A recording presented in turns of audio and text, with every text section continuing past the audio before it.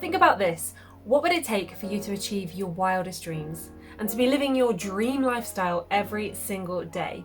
Well, the answer might be simpler than you think. The solution lies in your day-to-day habits. Today, I'm going to be breaking down my 3 top takeaways from Atomic Habits.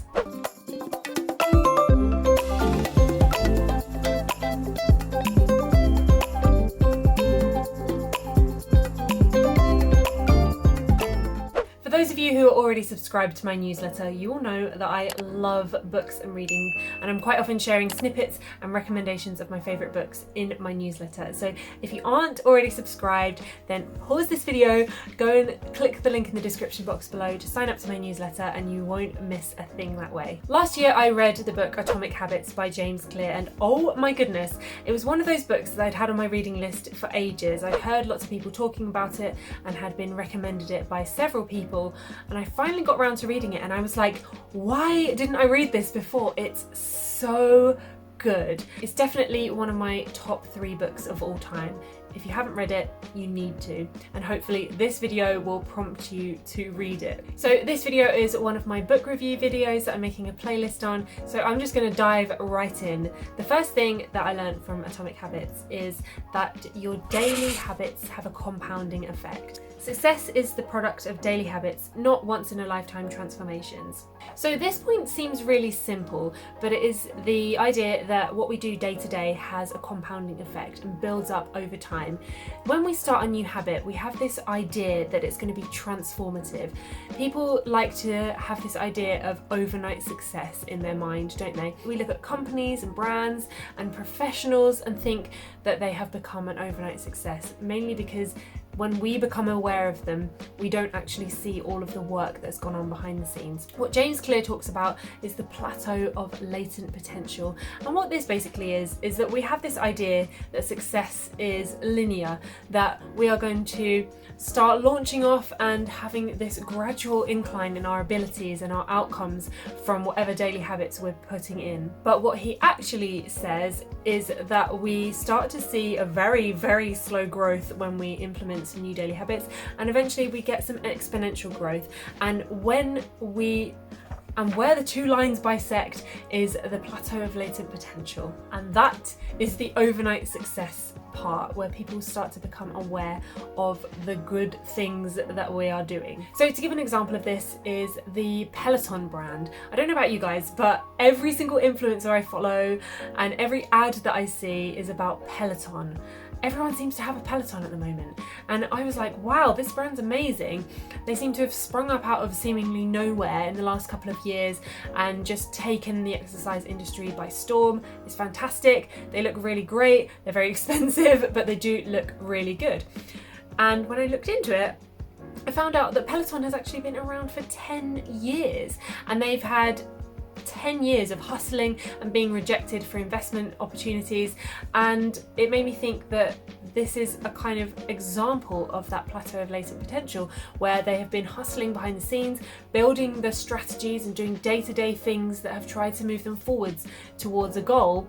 But when I became aware of them was when they were already strategizing and doing all of those great things, and to me it looked like an overnight success, but actually it was the things that they'd been doing behind the scenes, building the good foundations for a stable business ready for explosive growth when the conditions were just right for their business. So I find this point really important because as humans we have a tendency to get bored of things, and when we're not seeing results we want to move on to the next thing that can potentially bring us some big results.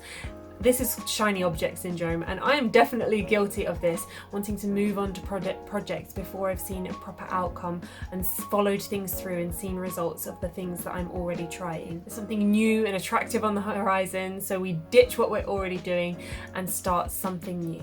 Working through this plateau of latent potential reminds us to keep building and committing to something day after day and slowly but surely improving.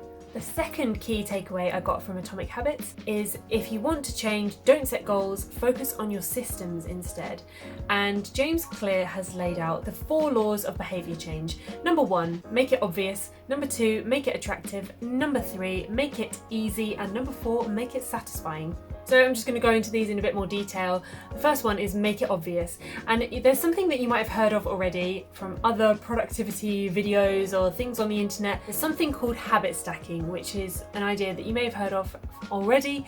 And it's if you've got a habit that's already formed and you want to build a new habit into your day-to-day routine, you attach the new habit to the old habit so that you automatically perform that new desired thing every day. So after X, I will do Y. And you're using the thing that you do every day as a cue to perform the new habit. I tried this with stretching in the evenings. I wanted to get back into doing some movement of my body, some yoga and some stretching every single evening. So I decided to attach that to something that I already do every evening, which is my skincare routine and brushing my teeth. So when I brush my teeth and do my skincare routine, I know that it's time for me to do my stretches. The second law is to make it attractive.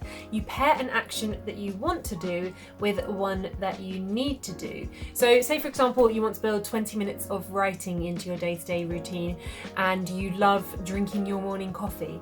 Well, you could pair your 20 minutes of writing with your coffee and say that I won't be able to drink my coffee until I've done my 20 minutes of writing. Making a habit attractive also has to do with cultural norms and being surrounded by people where the desired habit that you want to build into your life is the norm around in the people that you surround yourself with. When I joined a running club, it was normal for the people in the running club to be out doing exercise every day or every other day and enjoying exercising as a social routine, whereas the people I'd been surrounding myself with before that found running every day to be an unusual thing.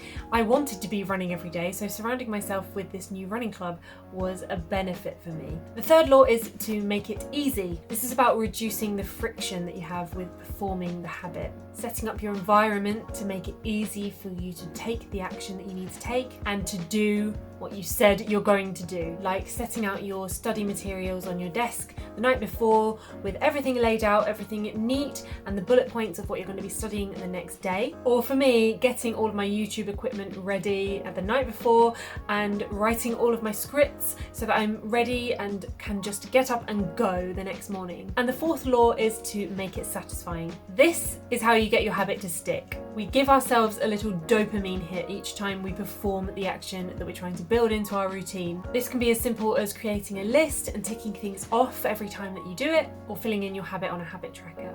Create an environment where doing the right thing is as easy as possible.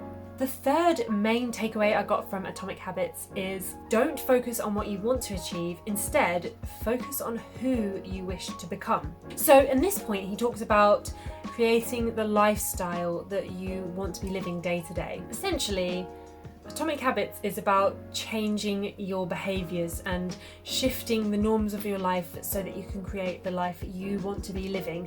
And this is a fundamental part of my job as being a doctor, is helping people create healthy changes in their lifestyle. So I find this really, really interesting, and I was definitely intrigued by the chapters on this topic. There are 3 layers to behaviour change: a change in your outcomes, a change in your processes, or a change in your identity. So outcomes are defined as what you get, what you wish to achieve, and this is how most of us make goals. We say we want to make X amount of money, or we want to achieve X, a particular grade. That is the outcome goal. Then there are processes, which is what you're actually doing, and then there is identity, which is who you are as a person, what you believe and what you wish to become. And he argues that identity-based changes are the most effective when it comes to habit forming.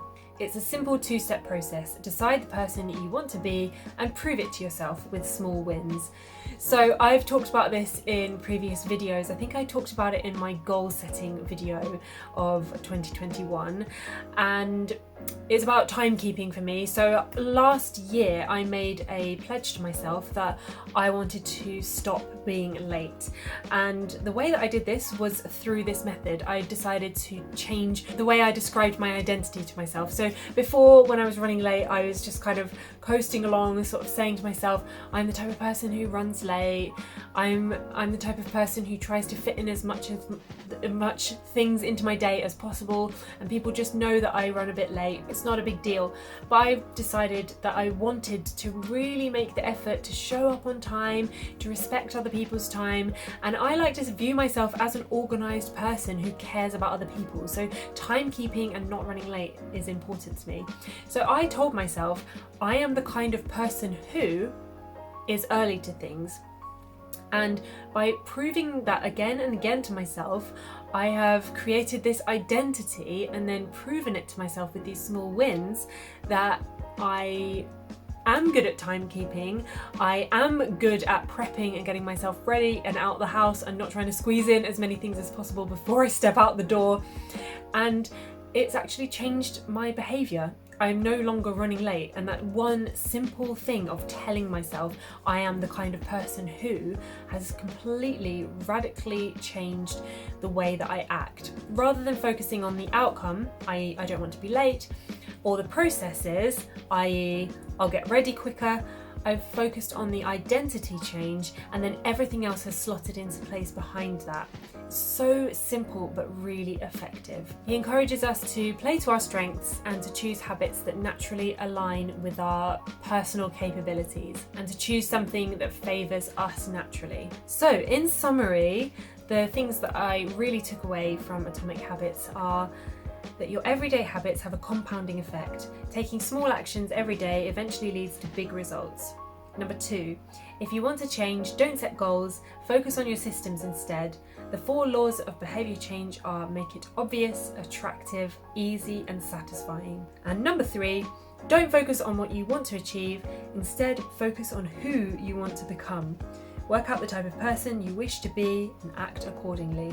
So guys, that brings me to the end of this video. I'm going to leave the link to Atomic Habits down in the description box below, and I'm also leaving a link to a free 30-day Audible trial. So if, like me, you really enjoy listening to audiobooks and you want to enjoy listening to your favourite books while you're pottering about the house or commuting to work, then give Audible a try. You get 1 free book with the free 30-day trial, so you could download Atomic Habits completely free today. If you enjoyed this video, then I've created a playlist called Book Reviews, where I'll be adding my reviews of my favourite books and the things that I've taken away from those books. So guys, check that out, give this video a thumbs up, and don't forget to subscribe if you've enjoyed this video, and I will catch you in the next one. Bye!